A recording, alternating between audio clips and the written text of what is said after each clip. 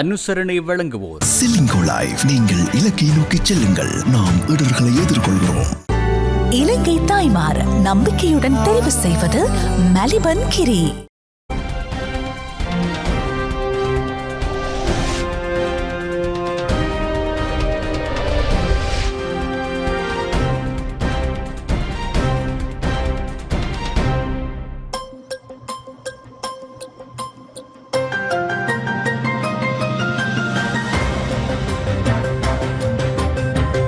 வணக்கம். டான் தமிழொலியின் இரவு நேர பிரதான செய்தி அறிக்கையோடு இணைந்திருக்கும் நான் ஜெகநாதன் சஜித். முதலில் தலைப்புச் செய்திகள். ரணில் விக்ரமசிங்கவுக்கு ஆதரவு வழங்கும் கட்சிகள் இயலும் இலங்கை உடன்படிக்கையில் கைச்சாத்து. நாட்டில் புதியதொரு இயல்பு நிலை உருவாகியுள்ளது என எதிர்க்கட்சித் தலைவர் சஜித் பிரேமதாச தெரிவிப்பு. யாழ்ப்பாணம் காங்கேசன்துறை மற்றும் இந்தியா தமிழ்நாட்டிற்கான கப்பல் சேவை இன்று ஆரம்பம். ஜனாதிபதி வேட்பாளர்கள் விசேட வழிபாடுகளில் ஈடுபட்டனர். யாழ்ப்பாணம் வலிகாமம் வடக்கு கீரிமலை கிருஷ்ணர் ஆலயத்திற்கு செல்ல அனுமதி. தமிழீழ விடுதலை புலிகளின் ஆயுதங்கள் மற்றும் தங்கம் தேடி இன்று முல்லைத்தீவில் அகழ்வு பணி. வவுனியாவில் மின்சாரம் தாக்கி இளைஞர் உயிரிழப்பு. குரங்கம்மை தொடர்பில் உலக சுகாதார அமைப்பு உலகளாவிய பெருந்தொற்று அவசர நிலையை அறிவிப்பு. தொடர்வது முதன்மை செய்தி.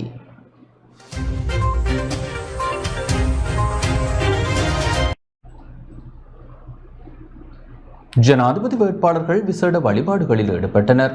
ஜனாதிபதி தேர்தலுக்கான வேட்புமனு தாக்கல் செய்தமையை தொடர்ந்து ஜனாதிபதி வேட்பாளர்கள் மத தலங்களுக்கு விஜயம் செய்து வழிபாடுகளில் ஈடுபட்டனர். கண்டி தலதா மாளிகையில் வழிபாடுகளில் ஈடுபட்ட எதிர்க்கட்சித் தலைவர் சஜித் பிரேமதாச அஸ்கரிய பீடத்தின் மகாநாயக்கர் சங்கைக்குரிய வரக்காகொடு ஸ்ரீ ஞானரத்ன நாயக்க தேரரை சந்தித்து நலன் விசாரித்து தமது எதிர்கால அரசியல் நடவடிக்கைகளுக்காக ஆசீர்வாதங்களை பெற்றுக் கொண்டார். 2024 ஆண்டு ஜனாதிபதி தேர்தலில் போட்டியிடும் எதிர்க்கட்சித் தலைவர் சஜித் பிரேமதாசவிற்கு ஆசி பெறும் நோக்கில் கண்டி ஸ்ரீ தலதா மாளிகையில் மகாநாயக்க தேரர்கள் தலைமையில் இடம்பெற்ற பிரித் பாராயணம் தொடர்ந்து தேசிய மக்கள் சக்தியின் ஜனாதிபதி வேட்பாளர் அன்றகுமார திசாநாயக்கவும் ஆசீர்வாதங்களை பெற்றுக் கொண்டார். அவர் மீரிகம கந்தன்கமுவ ஸ்ரீ வித்யாவாச பிரிவேனா மகாவிகாரையில் ராமக்ஞ மகா நிக்காயாவின் மகாநாயக்க தேரர் சங்கைக்குரிய மக்குலவே விமல் நாயக்க தேரரை சந்தித்தார். நாட்டில் நிலவும் அரசியல் நிலைமை பற்றி கலந்துரையாடிய அன்றகுமார திசாநாயக்க ஜனாதிபதி தேர்தலில் வெற்றி பெறுவதற்கான ஆசிரியரை பெற்றுக் கொண்டார். இதில் தேசிய மக்கள் சக்தியின் தேசிய நிறைவேற்றுக்குழு உறுப்பினர் விஜித ஹேரத் கலந்து கொண்டார். அத்துடன் ஸ்ரீலங்கா பொதுஜன பெரமுனவின் ஜனாதிபதி வேட்பாளர் நாமல் ராஜபக்ஷ அனுராதபுரம் ஜெயஸ்ரீ மகாபோதிக்கு சென்று வழிபாடுகளில் ஈடுபட்டார். லங்கா ராமாவதிபதி டம்மஜோதி நாயக்க தேரர் உள்ளிட்டோரால் ஆசி வழங்கப்பட்டது. இதனைத் தொடர்ந்து ருவன்வெளி சாயவிற்கு சென்று வழிபாடுகளில் ஈடுபட்டார். இதன்போது மகாநாயக்க தேரர்களுக்கு தானமும் வழங்கப்பட்டது. இந்த நிகழ்வில் முன்னாள் ஜனாதிபதி மஹிந்த ராஜபக்ஷவும் இணைந்து கொண்டிருந்தார்.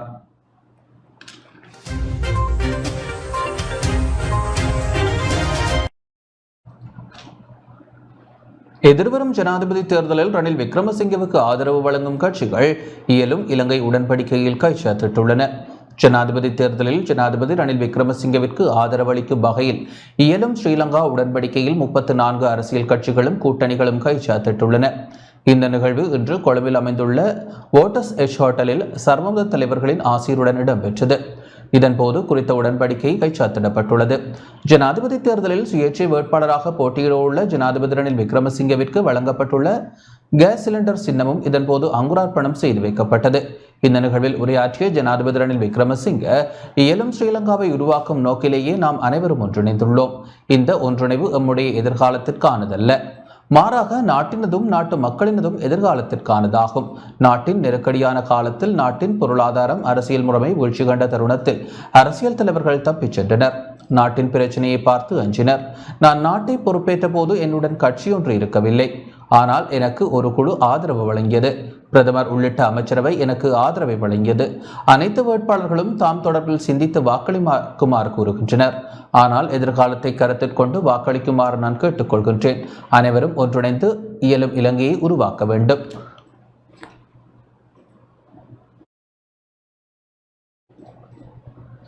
நாட்டில் புதியதொரு இயல்பு நிலை உருவாகியுள்ளது என எதிர்க்கட்சித் தலைவர் சஜித் பிரேமதாச தெரிவித்துள்ளார்.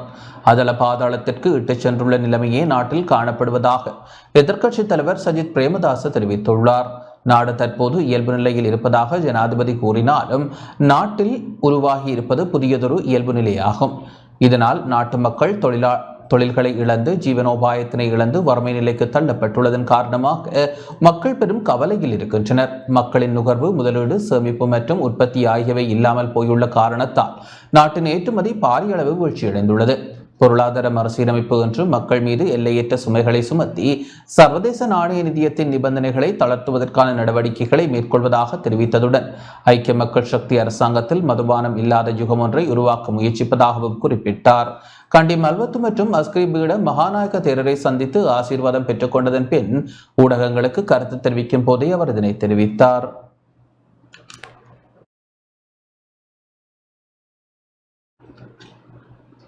மேன்முறையீட்டு நீதிமன்றத்தின் பதில் தலைவராக சோபித ராஜகருணா பதவி பிரமாணம் செய்துள்ளார். மேன்முறையீட்டு நீதிமன்றின் பதில் தலைவராக சோபித ராஜகருணா இன்று ஜனாதிபதி முன்னிலையில் பதவி பிரமாணம் செய்துள்ளார். ஜனாதிபதி அலுவலகத்தில் ஜனாதிபதி ரணில் விக்ரமசிங்க முன்னிலையில் பதவி பிரமாணம் செய்து கொண்டார். இதில் ஜனாதிபதியின் செயலாளர் சமன் ஏக்கநாயக்க பங்கேற்றார்.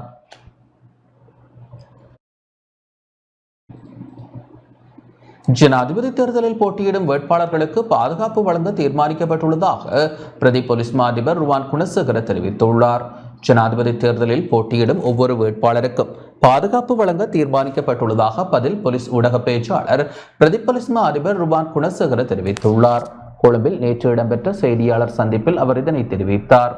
ஜனாதிபதி தேர்தல் காலத்தில் வேட்பாளர்களின் பாதுகாப்பு மற்றும் முன்னாள் ஜனாதிபதிகளின் பாதுகாப்பை மேற்பார்வையிட அமைச்சரவையின் அங்கீகாரத்துடன் குழு ஒன்று நியமிக்கப்பட்டுள்ளது. அதன்படி ஒவ்வொரு வேட்பாளருக்கும் சில பாதுகாப்பு வழங்கப்பட வேண்டும். ஒவ்வொரு வேட்பாளரும் பங்கேற்கும் கூட்டங்கள் குறித்து உரிய நேரத்தில் அறிவித்து அந்த கூட்டங்களுக்கு தேவையான பாதுகாப்பு வழங்கப்படும். ஒவ்வொரு வேட்பாளருக்கும் உள்ள அச்சுறுத்தல்கள் பற்றியும் மதிப்பீடு செய்யப்படுகின்றது என பதில் போலீஸ் ஊடக பேச்சாளர் பிரதி போலீஸ் மா அதிபர் ருவான் குணசேகர தெரிவித்துள்ளார். யாழ்ப்பாணம் காங்கேசன்துறை மற்றும் இந்தியா தமிழ்நாட்டிற்கான கப்பல் சேவை இன்று ஆரம்பிக்கப்பட்டுள்ளது. யாழ்ப்பாணம் காங்கேசன்துறை மற்றும் இந்தியா தமிழ்நாடு நாகப்பட்டினத்திற்கான கப்பல் சேவை இன்று ஆரம்பிக்கப்பட்டுள்ளது. அந்த வகையில் பயணிகள் சேவையில் ஈடுபடும் சிவகங்கை கப்பல் 41 பயணிகளுடன் நாகப்பட்டினம் துறைமுகத்தில் இருந்து இன்று காலை புறப்பட்டு மாலை வேளையில் காங்கேசன்துறை துறைமுகத்தை வந்தடைந்தது. இந்த குழுவினரையும் கப்பலையும் யாழ்ப்பாணம் இந்திய துணை தூதுவர் மற்றும் அவரது குழுவினர் வரவேற்றனர். இந்த கப்பல் காங்கேசன்துறை துறைமுகத்தில் நிறுத்தி வைக்கப்பட்டு நாளை காலை இங்கிருந்து நாகப்பட்டினம் துறைமுகத்தை நோக்கி புறப்பட உள்ளது. அதன் அடிப்படையில் எதிர்வரும் 18ஆம் தேதி முதல் நாள்தோறும் நாகப்பட்டினத்திலிருந்து காலை 8 மணிக்கும் காங்கேசன்துறையில் இருந்து பிற்பகல் 2 மணிக்கும் கப்பல் சேவை இடம்பெற உள்ளது. நாகப்பட்டினத்திலிருந்து இன்னைக்கு வந்திருக்கோம். பயணிகளை ஏற்றிக்கிட்டு பாதுகாப்பாக சேர்த்துருக்கோம் பயணிகளை. இந்த சேவை தொடரும். இன்னைக்கு கொஞ்சம் இயற்கை சீற்றமாக இருந்தது, கொஞ்சம் காற்று, கொஞ்சம் கடல், கொஞ்சம் வேகமாக இருந்தது. அதனால் ஒரு 3/4 மணி நேரம் லேட்டு. இல்லைன்னா நாங்கள் 4 மணி நேரத்தில் கரெக்டாக வந்திருப்போம். இன்னைக்கு கொஞ்சம் லேட்டு, காற்று கொஞ்சம் அலை கொஞ்சம் இருந்தது. ஜனாதிபதி தேர்தல் குறித்த இலங்கை தமிழரசு கட்சியின் நிலைப்பாடு சரியான நேரத்தில் அறிவிக்கப்படும் என நாடாளுமன்ற உறுப்பினர் ரமேஷ் சுமந்திரன் தெரிவித்துள்ளார். எதிர்வரும் ஜனாதிபதி தேர்தல் தொடர்பில் வேட்பாளர்களின் அறிக்கைகள் வெளியாகிய பின்னர் இலங்கை தமிழரசு கட்சியின் நிலைப்பாடு சரியான நேரத்தில் அறிவிக்கப்படும் என நாடாளுமன்ற உறுப்பினர் ரமேஷ் சுமந்திரன் தெரிவித்துள்ளார். இன்று கிளிநொச்சியில் ஊடகவியலாளர்களின் கேள்விகளுக்கு பதிலளிக்கும் போது இவ்வாறு குறிப்பிட்டார். தமிழரசு கட்சி கடந்த 3 ஜனாதிபதி தேர்தலையும் தேர்தலுக்கு மிக அண்மித்த நேரத்தில் தான் நாங்கள் எங்களுடைய வழிகாட்டலை மக்களுக்கு கொடுத்துருக்கோம். இந்த தடவை அது வித்தியாசமாக இருக்க வேண்டும் என்று எந்த ஒரு காரணமும் கிடையாது. எல்லா வேட்பாளர்களும் நாங்கள் தேர்தல் அறிக்கையில் வெளியிட்ட பிறகு நாங்கள் அதை படித்து பார்த்து அவர்களோடு இன்னும் பேச்சுவார்த்தை நடத்தி ஏற்கனவே பேச்சுவார்த்தை நடத்தி கொண்டிருக்கோம். நாங்கள் மக்களுக்கு உரிய நேரத்தில் எங்களோட வழிநடத்தலை கொடுப்போம். அவர்களோட தேர்தல் அறிக்கையில் அவையில் முழு நாட்டுக்கும் என்ன சொல்லிடணும்ன்றதை பார்த்து செய்வோம். தமிழரசு கட்சியை பொறுத்தவரை எந்த விதமான உடன்பாடு எவரோடும் நாங்கள் செய்வதில்லை. எல்லாமே வெளிப்படையாக அவர்களோடு பேச்சுவார்த்தை நடத்துகிறோம். அந்தந்த பேச்சுவார்த்தைகள் முடிவில் நாங்கள் அதை வெளிப்படையாக மக்களுக்கு சொல்லிக் கொண்டிருக்கிறோம். அதன்படி எங்களோட தீர்மானத்தை நாங்கள் எடுப்போம். தென்னை தமிழ் பொது வேட்பாளராக அறிவித்ததற்கு எதிராக ஒழுக்காட்டு நடவடிக்கை எடுத்திருக்கிறோம். அவர்கிட்ட விளக்கம் கோரியிருக்கிறோம். அவரை கட்சி கூட்டங்களிலேயும் கலந்து கொள்ளக்கூடாது என்று தடை விதித்திருக்கிறோம். அதில் இருந்து செய்தி மக்களுக்கு தெளிவாக தெரிஞ்சிருக்க வரும். யாழ்ப்பாணம் வெலிகாமம் வடக்கு கீரிமலை கிருஷ்ணர் ஆலயத்திற்கு செல்ல இன்று அனுமதி வழங்கப்பட்டது. யாழ்ப்பாணம் வலிகாமம் வடக்கு கீரிமலை கிருஷ்ணர் ஆலயத்திற்கு செல்ல பக்தர்கள் இன்று அனுமதிக்கப்பட்டனர். கடந்த 30 வருட காலங்களாக உயர் பாதுகாப்பு வலயத்தில் கடற்படையினரின் கட்டுப்பாட்டில் காணப்பட்ட பழமை வாய்ந்த கீரிமலை கிருஷ்ணர் ஆலயத்தில் வழிபட அனுமதி வழங்கப்பட்ட நிலையில் ஆலயத்தை சிரமதானம் செய்த பொதுமக்கள் பொங்கல் பொங்கி பூஜை வழிபாடுகளை மேற்கொண்டனர். இதன்போது யாழ்ப்பாண மாவட்ட பதில் அரசாங்க அதிபர் மா பிரதீபன், யாழ்ப்பாண மாவட்ட மேலதிக அரசாங்க அதிபர் ஸ்ரீ மோகன், செஞ்சொற்செல்வர் ஆர் திருமுருகன், கடற்படை அதிகாரிகள் உள்ளிட்ட பலர் கலந்து கொண்டனர். ஒவ்வொரு வெள்ளிக்கிழமையும் இந்த ஆலயத்திற்கு சென்று வழிபடுவதற்கு பொதுமக்களுக்கு அனுமதி வழங்கப்பட்டுள்ள நிலையில் கிருஷ்ணர் ஆலயம் என்பதால் ஞாயிற்றுக்கிழமைகளிலும் விசேட தினங்களிலும் வழிபட பொதுமக்கள் அனுமதி கோரியுள்ளனர்.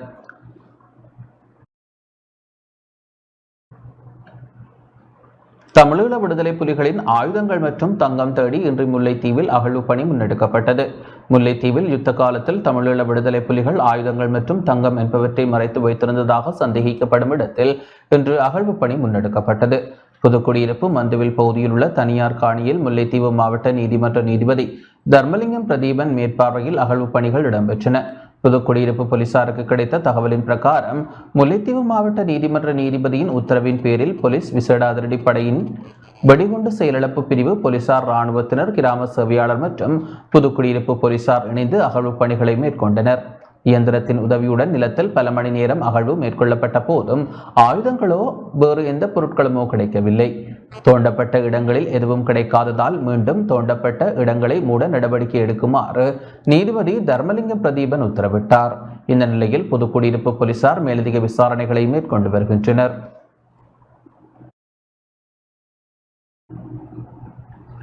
வவுனியாவில் மின்சாரம் தாக்கி இளைஞர் ஒருவர் இன்று அதிகாலை உயிரிழந்துள்ளார். வவுனியா ஓமந்தை ஆறுமுகத்தான்குளம் பகுதியில் விலங்குகளுக்காக வைக்கப்பட்டிருந்த மின்சாரம் தாக்கியதில் இளைஞர் ஒருவர் உயிரிழந்துள்ளார். சம்பவத்தில் அப்பகுதியை சேர்ந்த டயான் என்ற 21 வயதான இளைஞரே உயிரிழந்துள்ளதாக போலீசார் தெரிவித்தனர். இன்று அதிகாலை தோட்டத்திற்கு சென்றவர் நீண்ட நேரமாகியும் திரும்பாததை தொடர்ந்து தேடிய போது அவரது உடல் தோட்டக்காணியில் மீட்கப்பட்டுள்ளது. சம்பவம் தொடர்பாக ஓமந்தை போலீசாருக்கு தகவல் வழங்கப்பட்டது.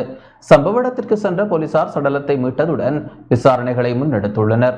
விலங்குகளுக்காக வைக்கப்பட்டிருந்த மின்சார கம்பியில் சிக்கி அவர் உயிரிழந்திருக்கலாம் என போலீசார் சந்தேகம் வெளியிட்டுள்ளனர்.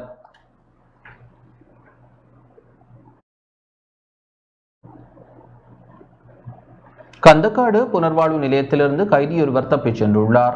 புலனர்வை வெளிகந்த கந்தக்காடு புனர்வாழ்வு நிலையத்தில் இருந்து கைதியொருவர் தப்பிச் சென்றுள்ளதாக வெளிகந்த போலீசார் தெரிவித்துள்ளனர். புலனர்வை கலகல பந்தன்கல பிரதேசத்தை சேர்ந்த 26 வயதான நபர் இவ்வாறு தப்பிச் சென்றுள்ளார். கந்தக்காடு புனர்வாழ்வு பயிற்சி நிலையத்தில் 94 கைதிகளுக்கு புனர்வாழ்வு அளிக்கப்பட்டு வருவதாகவும் ஒருவர் தப்பிச் சென்ற நிலையில் தற்போது 93 பேர் இருப்பதாகவும் பயிற்சி நிலைய அதிகாரி ஒருவர் தெரிவித்தார். இந்த நிலையில் தப்பியோடிய கைதியை கைது செய்வதற்கான விசேட நடவடிக்கை இராணுவத்தினால் முன்னெடுக்கப்பட்டுள்ளது.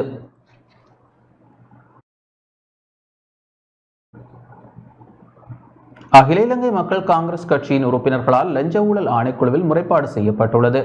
அம்பாறை மாவட்ட நாடாளுமன்ற உறுப்பினர்களான SMM முஷாரப் உள்ளிட்ட உறுப்பினர்களால் அரசு நிதி தவறாக பயன்படுத்தப்படுவதாக தெரிவித்து அகில இலங்கை மக்கள் காங்கிரஸ் கட்சியின் உறுப்பினர்கள் லஞ்ச ஊழல் ஆணைக்குழுவில் முறைப்பாடு ஒன்றை பதிவு செய்துள்ளனர்.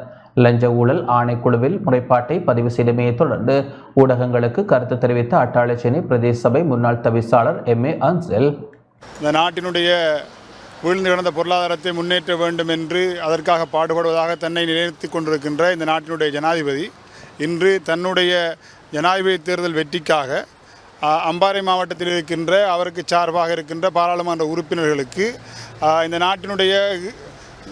நாட்டிலே அந்த நாட்டுக்கு வரி செலுத்துகின்ற மக்களுடைய பணத்தை கொண்டு வந்து தன்னுடைய தேர்தல் வெற்றிக்காக அதனை பயன்படுத்துவதற்காக பணத்தை கொடுத்து மக்களுக்கான சேவை செய்வதற்காக கொடுக்கின்ற நிதி இன்று அந்த பாராளுமன்ற உறுப்பினர்களால் அங்கே அந்த மாவட்டத்திலே அந்த நிதி மக்களுக்கு போய் சேராமல் தேர்தலுக்கு பயன்படுத்துவதற்காக நிதியை ஈட்டிக் கொள்கின்ற ஒரு வேலையை அங்கிருக்கின்ற பாராளுமன்ற உறுப்பினர்கள் செய்கின்ற ஒரு கீழ்த்தரமான வேலையை நாங்கள் பார்த்து கொண்டிருக்கிறோம். அதைத் தொடர்ந்தும் அங்கிருக்கின்ற மக்களுடைய பிரதிநிதிகளாக இருந்தவர்கள் என்ற அடிப்படையிலே தொடர்ந்தும் இந்த விடயங்களை பார்த்து கொண்டிருக்க முடியாது என்பதற்காக ஊடகங்களுக்கு முன்னாலே வந்து இன்று இந்த லஞ்ச ஆணைக்குழுவிலே முறைப்பாட்டை செய்திருக்கின்றோம். உடனடியாக செயற்பட்டு இந்த தேர்தலையும் இந்த நாட்டினுடைய வரி இருக்கின்ற மக்களுடைய அந்த பணத்தினையும் பாதுகாக்கின்ற பொறுப்பு சகல அதிகாரிகளுக்கும் இருக்கிறது.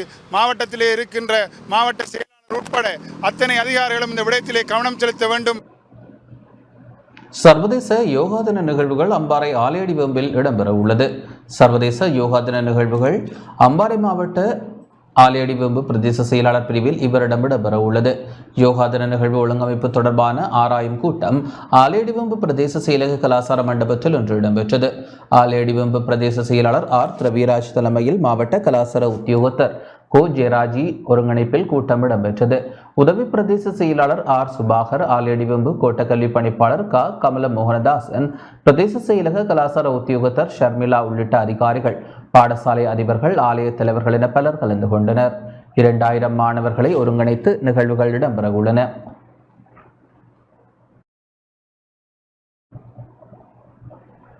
அலிசாயர் மௌலானா ரணிலுக்கு ஆதரவு வழங்கியுள்ளார். இம்முறை ஜனாதிபதி தேர்தலில் ஜனாதிபதி ரணில் விக்ரமசிங்கவிற்கு ஆதரவளிப்பதாக ஸ்ரீலங்கா முஸ்லிம் காங்கிரசின் பிரதி தலைவரும் மட்டக்களப்பு மாவட்ட நாடாளுமன்ற உறுப்பினருமான அலிசாகர் மௌலானா தெரிவித்துள்ளார். கொழும்பு ஃப்ளவர் வீதியில் உள்ள ஜனாதிபதி ரணில் விக்ரமசிங்கவின் அரசியல் அலுவலகத்தில் ஜனாதிபதியை சந்தித்து எதிர்வரும் ஜனாதிபதி தேர்தலில் ஜனாதிபதியின் வெற்றியை உறுதி செய்வதற்காக தான் அர்ப்பணிப்புடன் செயல்படுவதாகவும் தெரிவித்துள்ளார்.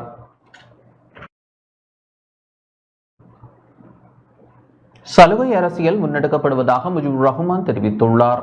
ஐக்கிய மக்கள் சக்தியின் உறுப்பினர்களை சலுகைகளுக்கு அடிபணிய செய்ய ஜனாதிபதி முயற்சிப்பதாக நாடாளுமன்ற உறுப்பினர் முஜிபுர் ரஹ்மான் தெரிவித்துள்ளார். கொழும்பில் இன்று இடம்பெற்ற ஊடகவியலாளர் சந்திப்பின் போதே அவர் இதனை தெரிவித்தார். පක්ෂයේ බලයට ආවට පස්සේ අලිය ලකුණේ බැලට් පේපර් එකේ තිබුණේ ජනාධිපති මැතිවරණවලදී අවස්ථා දෙකයි. நாடு தழுவிய ரீதியில் ஜனாதிபதி ரணில் விக்ரமசிங்க 300க்கும் அதிகமான மதுபான சாலைகளுக்கான அனுமதி பத்திரங்களை நாடாளுமன்ற உறுப்பினர்களுக்கு வழங்கியுள்ளார்.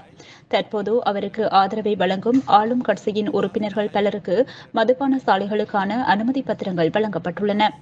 அதேபோன்று ஐக்கிய மக்கள் சக்தியின் உறுப்பினர்களுக்கும் சலுகைகள் வரப்பிரசாதங்களை வழங்குவதாக கூறி தமக்கு ஆதரவளிக்க இணைந்து கொள்ளுமாறு கூறுகின்றனர்.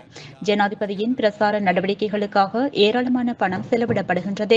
தொழில்நுட்ப ஊடகங்கள், சமூக வலைதளங்கள் என்பவற்றில் ஏராளமான பணம் செலவிடப்படுகின்றது. அண்மைய அமைச்சரவை கூட்டங்களின் போது மோசடிக்கார தீர்மானங்கள், கொடுக்கல் வாங்கல்களுக்கு அனுமதிகள் வழங்கப்பட்டது. அதற்கான பிரதிபலன்தான் இந்த நிதியா என்ற சந்தேகம் எழுந்துள்ளது. இத்தகைய பின்னணியில் எம்முடைய உறுப்பினர்கள் எம்முடன் இருப்பர் என்ற நம்பிக்கை உள்ளது. ඡන්ද ලකුණ කියන්නේ බැලට් පේපර් එකේවත් ඒ ලකුණ නැති වෙන්නට වැඩ කරපු රනිල් වික්‍රමසිංහ මැතිතුමා අද එතුමා පක්ෂයේ නායකයා වෙලා ඉඳලත් ஜனாதிபதி ரணில் விக்ரமசிங்கவிற்கு ஆதரவளிக்க தீர்மானித்துள்ள பெருமன உறுப்பினர்களுக்கு எதிராக நடவடிக்கை எடுக்க தீர்மானிக்கப்பட்டுள்ளது. 2024ஆம் ஆண்டு ஜனாதிபதி தேர்தலில் ஜனாதிபதி ரணில் விக்ரமசிங்கவிற்கு ஆதரவளிக்க தீர்மானித்துள்ள ஸ்ரீலங்கா பொதுஜன பெரமுனவின் உறுப்பினர்களுக்கு எதிராக ஒழுக்காற்று நடவடிக்கை எடுக்க தீர்மானிக்கப்பட்டுள்ளது. இது தொடர்பான கடிதங்கள் விரைவில் நாடாளுமன்ற உறுப்பினர்களுக்கு அனுப்பி வைக்கப்படும் என பெரமுனவின் பேச்சாளர் ஒருவர் தெரிவித்துள்ளார். ஒழுக்காற்று நடவடிக்கைகளின் பின்னர் கட்சியின் தீர்மானத்திற்கு எதிர்ப்பு தெரிவிக்கும் நாடாளுமன்ற உறுப்பினர்களின் கட்சி உறுப்புரிமை ரத்து செய்யப்படும் எனவும் தெரிவிக்கப்பட்டுள்ளது.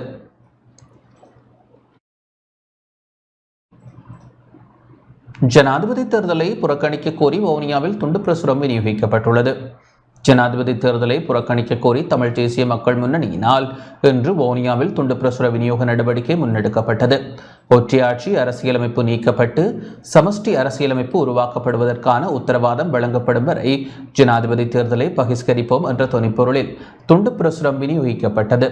இதன்போது தமிழ் தேசிய மக்கள் முன்னணியின் நாடாளுமன்ற உறுப்பினர் செல்வராசா கஜேந்திரன் மற்றும் கட்சி ஆதரவாளர்கள் என பலர் பங்கேற்றனர். எதிர்வரும் செப்டம்பர் 21ஆம் தேதி நடைபெற இருக்கின்ற தேர்தலில் பிரதான கட்சிகளுடைய வேட்பாளர்களாக இருக்கக்கூடிய 3 பேர் இனவாத நிகழ்ச்சி நிரலோடுதான் இந்த தேர்தலையும் அவர்கள் எதிர்கொள்கின்றார்கள். எங்களை பொறுத்தவரையிலே இந்த தேர்தலிலே தமிழர்கள் பங்கு பெற்றுவதாக இருந்தால் பெரும் இனஅழிப்புக்கு காரணமாக இருந்த இந்த ஒற்றையாட்சி முறைமை ஒழிக்கப்பட வேண்டும். தமிழர் தேசம் இறைமை சுயநிர்ணய உரிமை அங்கீகரிக்கப்பட்ட அடிப்படையிலான அதிகார கட்டமைப்பை உருவாக்கக்கூடிய வகையிலே தமிழ் தேசம் சிங்கள தேசம் இணைந்த வகையில் சமஷ்டி அரசியல் கட்டமைப்பு ஒன்று உருவாக்கப்பட வேண்டும். அவ்வாறான ஒரு நிலைப்பாட்டை எந்த ஒரு வேட்பாளரும் ஏற்றுக்கொள்வதற்கு தயாராக இல்லை. இந்த ஒற்றையாட்சி என்ற நிலைப்பாட்டை கைவிட்டு ஒற்றையாட்சியை நிராகரித்து ஒரு சமஷ்டி அரசியலமைப்பை கொண்டு வருவோம் என்கின்ற ஒரு அறிவித்தலை அவர்கள் செய்யக்கூடிய ஒரு நிர்பந்தத்தை நாங்கள் உருவாக்கக்கூடியதாக இருக்கும். அதற்காக தமிழர்கள் ஒற்றுமையாக ஒட்டுமொத்தமாக புறக்கணிக்க வேண்டும். பேரினவாத வேட்பாளர்கள் ஒற்றையாட்சி பௌத்த நாடு என்ற நிலைப்பாட்டோடு வருகின்றவர்களை நீங்கள் முற்றாக நிராகரிக்க வேண்டும். இந்த பகிஷ்கரிப்பு என்ற நிலைப்பாட்டை தோற்கடிப்பதற்காக பொது வேட்பாளர் என்ற போர்வைக்குள், தேசிய போர்வைக்குள் 13ஆம் திருத்தச் சட்டத்தை ஏற்றுக்கொண்டு செயற்படுகின்ற தரப்புகள் பொது வேட்பாளர் என்ற பெயரிலே வருகிறார்கள், அவர்களையும் நீங்கள் நிராகரிக்க வேண்டும். இந்த தேர்தலை முற்றாக புறக்கணிக்க வேண்டும் என்று அன்புரிமையோடு வேண்டிக் கொள்கிறேன். தமிழ் கட்சிகள் ஜனாதிபதி மற்றும் எதிர்க்கட்சித் தலைவரை சந்தித்தமை பணப்பெட்டி அரசியலுக்காகவே என்ற குற்றச்சாட்டை மறுப்பதாக தமிழீழ விடுதலை இயக்கத்தின் யாழ் மாவட்ட அமைப்பாளர் சபா குகதாஸ் தெரிவித்துள்ளார். தமிழ் கட்சிகள் ஜனாதிபதி மற்றும் எதிர்க்கட்சித் தலைவரை சந்தித்தமை பணப்பட்டி அரசியலுக்காகவே என்ற மக்கள் விடுதலை முன்னணியின் யாழ் மாவட்ட அமைப்பாளரின் குற்றச்சாட்டை மறுப்பதாகவும், கடந்த நாட்களில் மக்கள் விடுதலை முன்னணியினர் பல தமிழ் கட்சிகளை யாழிலும் கொழும்பிலும் சந்தித்தமையும் பணப்பட்டி அரசியலுக்காகவா எனவும் தமிழீழ விடுதலை இயக்கத்தின் யாழ் மாவட்ட அமைப்பாளர் சபா குகதாஸ் கேள்வி எழுப்பியுள்ளார். யாழில் கட்சி அலுவலகத்தில் இன்று இடம்பெற்ற ஊடக சந்திப்பில் அவர் இதனை தெரிவித்தார். நாங்கள் கடந்த காலங்களில் ஒரு சில தவறுகளை இழைத்திருக்கிறோம். அதாவது இந்த பிரச்சனையை முன்னகர்த்தக்கூடிய இந்த பூகோள நாடுகளிலும் எங்களுடைய சில மாறுபட்ட ராஜதந்திர நகர்வுகள் பின்னடைவுகளை ஏற்படுத்தி இருந்தது. அப்படியான ஒரு பின்னடைவு தான் இப்பொழுது இந்த சுமந்திரனுடைய சீன சந்திப்பின் மூலமாக ஏற்பட இருக்கிறது. ஆகவே இந்த சீனாவை பொறுத்தவரையில் அவர்கள் இங்கு தமிழர் தாயகத்தில் முன்னகர்த்துகின்ற எந்த செயற்பாடுகளும் மக்களால் ஆரோக்கியமாக பார்க்கப்படவில்லை. குறிப்பாக மீனவர்கள் சார்ந்த விவகாரமாக இருக்கலாம், மற்றும் இந்த பொறுத்து வீட்டு திட்ட விவகாரமாக இருக்கலாம், மற்றும் இந்த அரிசி விநியோகமாக இருக்கலாம், ஏனைய நிவாரண விநியோகங்களாக இருக்கலாம். அவை எல்லாம் மக்களினால், பொதுமக்களினால் ஆரோக்கியமாக பார்க்கப்படவில்லை. அது ஒரு புறம் இருக்கிற போது, இந்த நாட்டில் ஒரு ஜனாதிபதியை தீர்மானிக்கின்ற விடயத்தில் இந்த நாட்டு மக்கள் வாக்கு போடுபவர்களாக மட்டும் இருக்கிறார்களே தவிர, மற்றும் இந்திய மேற்குலக தரப்புகள் தான் கடந்த காலத்தில் ஜனாதிபதி ஒவ்வொருவரையும் ஆசனத்தில் இருத்தி இருக்கிறார்கள். அவ்வாறான ஒரு செயல்பாடு தான் தொடரப்போகிறது. அவ்வாறு தொடர்கிற போது இது தமிழ் மக்களிடையேயும் ஏனைய இந்த தீர்மானிக்கும் தரப்புகளிடையிலேயும் ஒரு மனக்கசப்பையும் ஒரு ராஜதந்திர பிழையான நகர்வையும் ஏற்படுத்தக்கூடிய அபாயங்கள் தான் இருக்கிறது. இப்படியான சந்திப்புகள் இந்த நேரத்தில் நடைபெறுவது தமிழ் மக்களினுடைய அரசியல் நகர்வுகளுக்கு ஆரோக்கியமாக இருக்காது என்று தான் நாங்கள் நினைக்கிறோம்.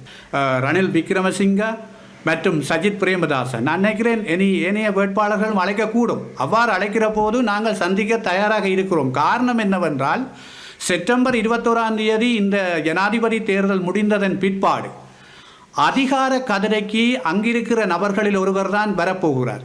அவருடன் நாங்கள் தொடர்ந்து பேச வேண்டிய தேவை இருக்கிறது. ஏனென்றால் எங்களுடைய மக்களினுடைய அரசியல் பிரச்சனைகளை அவர்களுடன் தான் நாங்கள் கதைத்து தீர்க்க வேண்டிய கட்டாய சூழல் ஒன்று இருக்கிறது. அதற்கு முன்பாக இப்படி ஒரு தேர்தல் களத்தில் இறங்கி இருக்கிற போது, அவர்கள் அழைக்கிற போது, நாங்கள் ஒரு ஜனநாயக ரீதியான அரசியல் கட்சி என்ற வகையில் கண்டிப்பாக சந்திக்க வேண்டும். ஏனென்றால் நாங்கள் ஏன் பொது வேட்பாளரை நிறுத்தி இருக்கிறோம், என்ன காரணம் என்பதை அவருக்கு தெளிவூட்டி இருக்கிறோம். அவர்கள் பொது வேட்பாளர்கள் நிறுத்தப்பட்டதற்கான முழுமையான காரணங்களை ஏற்று அதற்கான ஒரு சரியான தீர்மானத்தை அவர்கள் எடுப்பார்களாக இருந்தால், அடுத்த கட்டம் நாங்கள் ஏனைய தரப்புகளுடன் கதைத்து அதை பரிசீலிக்க தயாராக இருக்கிறோம். கிளிநொச்சி மல்லாவியில் கொலை செய்யப்பட்ட இளைஞனுக்கு நீதி கோரி இன்று போராட்டம் முன்னெடுக்கப்பட்டது. மல்லாவியில் கொலை செய்யப்பட்டு வவுனிக்குளத்தில் சடலமாக மீட்கப்பட்ட இளைஞரின் கொலைக்கு நீதி கோரி மல்லாவியில் மக்கள் போராட்டத்தில் ஈடுபட்டனர். மல்லாவி மத்திய பேருந்து நிலையம் முன்பாக போராட்டத்தில் ஈடுபட்ட மக்கள் மல்லாவி போலீஸ் நிலையம் வரை பேரணியாக சென்றனர். தொடர்ந்து போலீஸ் நிலையம் முன்பாக ஒன்று கூடிய மக்கள் வீதியை மறித்து ஆர்ப்பாட்டத்தில் ஈடுபட்டனர். இதேவேளை குறித்த போராட்டத்திற்கு ஆதரவாக இன்று மல்லாவியில் வர்த்தக நிலையங்கள் யாவும் மூடப்பட்டிருந்ததாக எமது செய்தியாளர் தெரிவித்தார். குறித்த போராட்டத்தில் பொதுமக்கள், பொது அமைப்பினர், வர்த்தக சங்கத்தினர் மற்றும் நாடாளுமன்ற உறுப்பினர்களான செல்வராசா கஜேந்திரன், செல்வம் அடைக்கலநாதன், முன்னாள் நாடாளுமன்ற உறுப்பினர் சாந்தி ஸ்ரீஸ்கந்தராஜா உள்ளிட்ட அரசியல் பிரமுகர்கள் என பலரும் போராட்டத்தில் கலந்து கொண்டனர். சம்பவ இடத்திற்கு சென்ற மல்லாவி போலீஸ் நிலைய பொறுப்பதிகாரி சம்பவம் தொடர்பான விசாரணைகள் இடம்பெற்று வருவதாகவும் இளைஞனின் படுகொலைக்கான நீதியினை பெற்றுத் தருவதாகவும் தெரிவித்ததாக எமது செய்தியாளர் தெரிவித்தார். இதேவேளை குறித்த காலப்பகுதிக்குள் துரித கதியில் விசாரணைகளை முன்னெடுக்காது குற்றவாளிகளை நீதியின் முன் நிறுத்தாவிடின் பாரிய அளவிலான போராட்டம் முன்னெடுக்கப்படும் எனவும், சுழற்சி முறையிலான உணவு தவிர்ப்பு போராட்டம் முன்னெடுக்கப்படும் எனவும் தெரிவித்து போலீஸ் பொறுப்பதிகாரியிடம் மகஜர் ஒன்றும் கையளிக்கப்பட்டது. கடந்த 30 முல்லைத்தீவு யோகபுரம் மல்லாவி பகுதியை சேர்ந்த ஆனந்தராஜா ஜீவன் என்ற இளைஞன் சடலமாக மீட்கப்பட்டிருந்தார். இளைஞன் கழுத்து நெரிக்கப்பட்டு கொலை செய்யப்பட்டதாக சட்ட வைத்திய அதிகாரியின் அறிக்கை உறுதிப்படுத்தியிருந்தமை குறிப்பிடத்தக்கது. கடந்த ஜூலை மாதம் 29ஆம் தேதி 27 வயதுடைய ஆனந்தராசா சஜீவன் என்ற இளைஞர் வீட்டிலிருந்து வெளியே சென்று கொண்டிருந்த நிலையிலே அவர் தன்னுடைய உறவினர்கள் யாரோடு தொலைபேசியிலே கதைத்து கொண்டு சென்ற பொழுது திடீரென போலீசார் மறைக்கிறார்கள். நான் கதைத்துவிட்டு மீண்டும் தொடர்பு கொள்கிறேன் என்று சொல்லி அவர் அந்த தொலைபேசியை அணைத்திருக்கிறார். அதற்கு பிற்பாடு அவரோடு எந்த விதமான தொடர்புகளும் இல்லை. ஆனால் அதற்கு பின்னர் அவர் மர்மமான முறையிலே இறந்த நிலையிலே கண்டுபிடிக்கப்பட்டிருக்கின்றார். நிச்சயமாக அவர் படுகொலை செய்யப்பட்டிருக்கின்றார். அவர் படுகொலை செய்யப்பட்டு இன்று 18 நாட்கள் கடந்திருக்கிற நிலையிலும் இன்று வரை சந்தேக நபர்கள் யாரும் கைது செய்யப்படவில்லை. போலீசாருடைய செயல்பாடுகள் எதுவுமே மக்களுக்கு நம்பிக்கை கொடுப்பதாக இருந்திருக்கவில்லை. நேர்மையாக சட்டம் ஒழுங்கை மதித்து வாழுகிற மக்கள் இந்த பகுதிகளிலே பாதுகாப்பாக நிம்மதியாக வாழ முடியாத நிலைமை இருக்கிறது. ஒரு 27 வயது இளைஞன் வெளியே சென்று உயிரோடு திரும்ப முடியாத நிலைமை ஏற்பட்டிருக்கிறது என்று சொல்லி சொன்னால் பெண் பிள்ளைகளை எவ்வாறு வெளியே விடுவது, அதைவிட வயது குறைந்த பிள்ளைகளை எவ்வாறு வெளியே விடுவது என்று தெரியாமல் இந்த பிரதேசத்து மக்கள் மத்தியில் ஒரு மரண பயம் தொட்டிக் கொண்டிருக்கிறது. இந்த படுகொலையிலுடைய பின்னணியிலே போலீசாருக்கும் சம்பந்தம் இருக்கிறதா என்கின்ற ஒரு வலிமையான சந்தேகம் ஏற்பட்டிருக்கின்றது. ஆகவே இந்த பேரணி என்பது உடனடியாக இந்த குற்றவாளிகள் கைது செய்யப்பட வேண்டும், குற்றவாளிகள் சட்டத்தின் முன் நிறுத்தப்பட வேண்டும் என்பதாக இருக்கிறது. இந்த இளைஞனுக்கு நடந்த கொடூரம் இனிமேல் உள்ள இந்த சமுதாயத்திலே நடக்காது, நிச்சயமாக பாதுகாக்கப்பட வேண்டும். இந்த சஜீவனின் படுகொலை எந்த விதத்திலும் தாங்க முடியாத துன்பத்தில் இருக்கிறார்கள். இது யாராலும் தாங்க முடியாத வேதனையாக இருக்கின்றது. மட்டக்களப்பு கருவாக்கணி விக்னேஸ்வரா கல்லூரி பழைய மாணவர்களின் ஏற்பாட்டில் விருந்தாளர் விழா சிறப்பாக இடம்பெற்றது. மட்டக்களப்பு கருவாக்கணி விக்னேஸ்வரா கல்லூரி பழைய மாணவர்களின் ஏற்பாட்டில் விருந்தாளர் விழா சிறப்பாக இடம்பெற்றது. பழைய மாணவர் சங்க தலைவர் அதிபர் சு ஆண்டனி நிக்லஸ் தலைமையில் நிகழ்வு இடம்பெற்றது. மாணவர்களின் கல்வி, கலை, கலாச்சாரம், விளையாட்டு திறன்களை விருத்தியடைய செய்வதற்கான முன்னுதாரணமான ஒரு செயற்பாடாக இந்நிகழ்வு ஏற்பாடு செய்யப்பட்டிருந்தது. புதிய அதிபர் ஆண்டனி நிக்லஸ் மற்றும் கற்பித்த பயிற்றுவித்த ஆசிரியர்கள் அனைவரும் பொன்னாடை போர்த்தி கௌரவித்து விருது வழங்கப்பட்டது. முன்னாள் அதிபர் ச சுதாகரன் பாடசாலைக்கு ஆற்றிய சேவைக்காக பொன்னாடை போர்த்தி விருது வழங்கி கௌரவிக்கப்பட்டார். பாடசாலை பழைய மாணவரும் போதகருமான கு லக்ஷ்மணகாந்த் விருது வழங்கி கௌரவிக்கப்பட்டார். இதுபோன்று பாடசாலை மட்டத்தில் பல்வேறு துறைகளில் சாதனைகளை புரிந்து கல்லூரிக்கு பெருமை சேர்த்து கொடுத்த மாணவ மாணவிகள் விருது வழங்கி கௌரவிக்கப்பட்டனர். நாளை இடம்பெறவுள்ள கோரளைப்பற்று பிரதேசத்தில் உள்ள பழைய மாணவர்களை உள்ளடக்கியதான 3 நாள் மின்பந்து கிரிக்கெட் சுற்றுப் போட்டிக்கான வெற்றி கிண்ணம் வைபவ ரீதியாக இதன்போது அறிமுகம் செய்யப்பட்டது.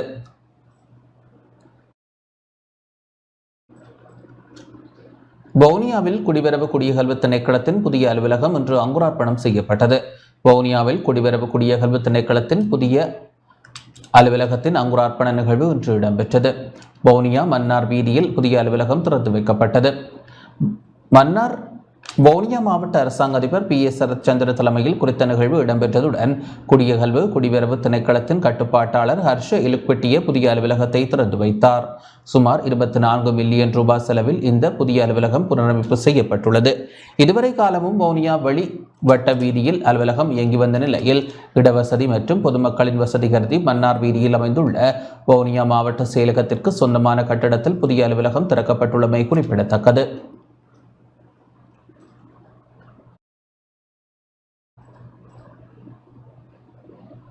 யாழ்ப்பாணம் ராமநாதன் கல்லூரி சமூகத்தினரால் இணுவில் பகுதியில் நடைபவனி ஒன்று முன்னெடுக்கப்பட்டது.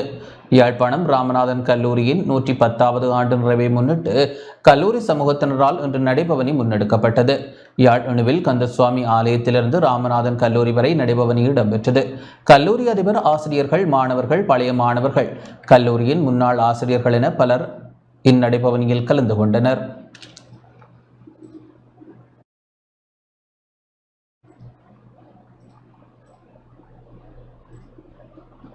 மட்டக்களப்பு காத்தான்குடியில் சமுர்த்தி ரன்பிமன வேலை திட்டத்தின் கீழ் வீடு ஒன்றை நிர்மாணிப்பதற்காக அடிக்கல் இன்று நாட்டப்பட்டது.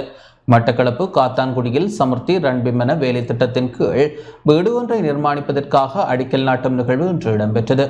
புதிய காத்தான்குடி கிழக்கு கிராம உத்தியோகத்தர் பிரிவில் உள்ள பயனாளி ஒருவருக்கு இந்த திட்டத்தின் கீழ் வீடு நிர்மாணத்திற்காக சமுர்த்தி அபிவிருத்தி திணைக்களத்தினால் 7.5 லட்சம் ரூபாவும், காத்தான்குடி பள்ளி வாயில்கள் முஸ்லிம் நிறுவனங்களின் சம்மேளன கூட்டு சஹா திட்டத்தின் மூலம் 7.5 லட்சம் ரூபாவும் வழங்கப்பட்டு வீடு நிர்மாணிக்கப்பட உள்ளது. நிகழ்வில் காத்தான்குடி பிரதேச செயலாளர் உதய ஸ்ரீதர் மற்றும் சமுர்த்தி முகாமையாளர்கள், வலிய முகாமையாளர்கள், கிராம உத்தியோகத்தர், சமுர்த்தி அபிவிருத்தி உத்தியோகத்தர்கள், நூரானி ஐயா, ஜும்மா பள்ளி வாயில் தலைவர் உட்பட பலர் கலந்து கொண்டனர்.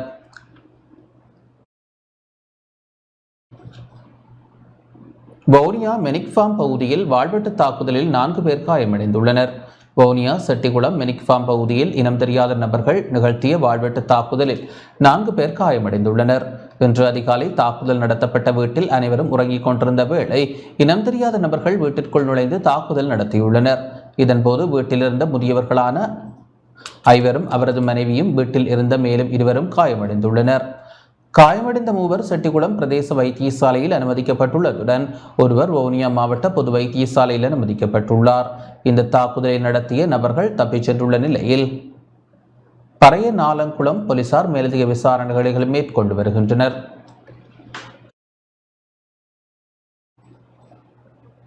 இலங்கையில் படைப்பாளிகளுக்கு அரசு அச்சுறுத்தல் இருப்பதாக தமிழ் எழுத்தாளர் தீவச்செல்வன் தெரிவித்துள்ளார். இலங்கையில் படைப்பாளிகளுக்கு அரசு அச்சுறுத்தல் இருப்பதாகவும் அறிவு வழிபாடு மீதான ஒடுக்குமுறையை யுனெஸ்கோ மற்றும் சர்வதேச மன்னிப்பு சபை தடுக்க வேண்டும் எனவும் தமிழ் எழுத்தாளர் தீவச்செல்வன் தெரிவித்துள்ளார்.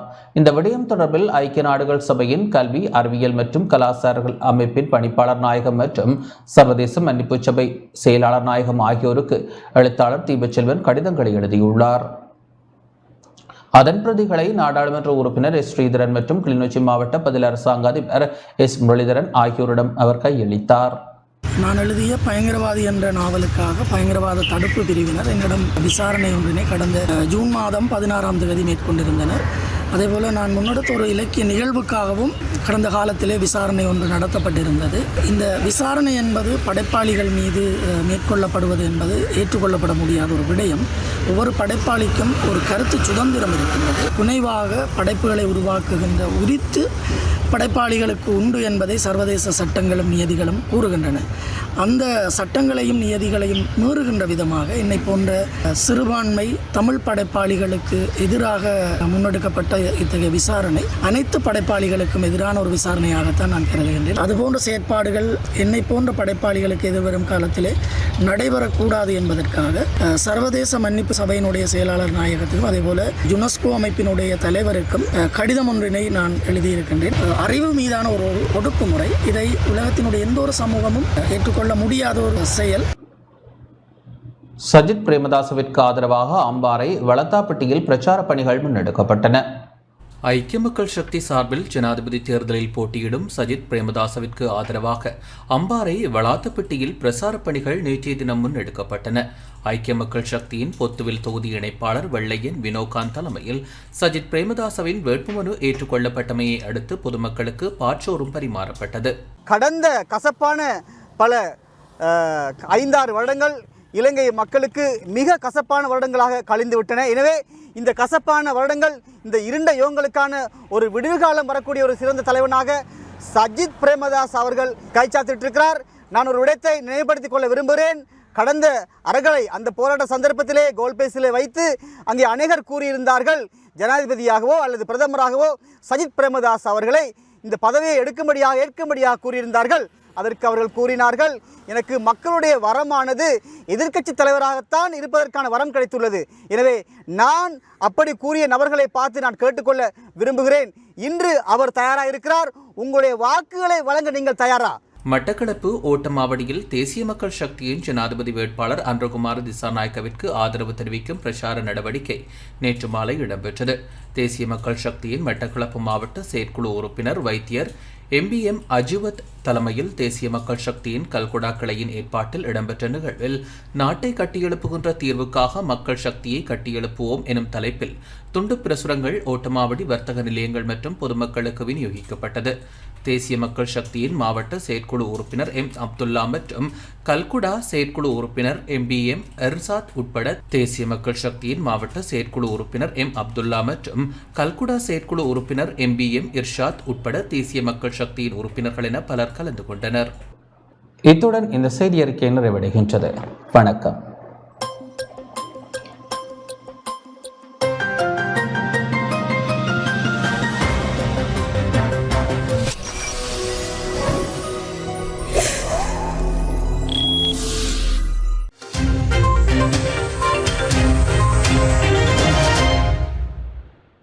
அனுசரணை வழங்கியோர் சிலிங்கோ லைஃப். நீங்கள் இலக்கை நோக்கி செல்லுங்கள், நாம் இடர்களை எதிர்கொள்கிறோம். இலங்கை தாய்மார் நம்பிக்கையுடன் தெரிவு செய்வது மலிபன் கிரி.